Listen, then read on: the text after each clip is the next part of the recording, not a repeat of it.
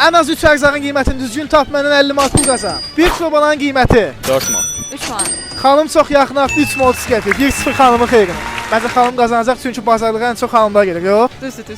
Mağazada 10 dənə yumurtanın qiyməti 1 man. 1 manat. Mən bazarlıq eləmirəm, 1 man düşünürəm. 1 manata yumurta tapmazsınız 2 manat. Çox yaxın atdı. 10 qəpik fərqində olsa 1 manat 90 qəpik. Əla. Çox bazarlığa gəlsiz deyəsən. Tez. Fikirləş də, düşün. Sonra biraz yaxın atmağa çalış. Papıtı. Anlıq olaraq 2-0 xanımın xeyrinədir. 1 kilo mal ətin qiyməti 14 manat. bəs siz 20 man. bu dəfə xanım səhv tapdı 19 manat. Mən bilirdim düz tapamam. Tez-tez ət yeyirsiniz? Tez-tez deyirəm. Ət almırsınız deyəsən siz də bazarlara gedəndə. Əti mən almıram, yox. Çox təəssüf. 2-1. Ən ucuz çörəyin qiyməti 70 qəpik. 1 manat.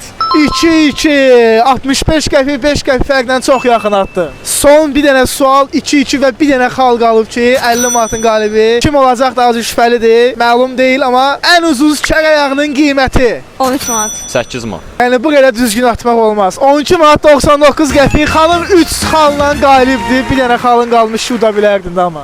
Məncə burada hiylə zad var. Hiylə yoxdur, hər şey real idi. Sən bir dənə full iç keçsin üstündən. 50 manatı xanım qazandı və əlavədən bir dənə sual verəcəm. Səhifəni izləyirsiniz. Təəssüf ki, yox. Bəs izləsəz bilsiniz nə olacaqdı? Nə olacaqdı? Əlavə yerindəcə 50 manatdan əlavə 100 manat da yerindəcə pul qazanacaqdınız. Onda indi takibatımda. Yarı-yarıda 50-10-50 man.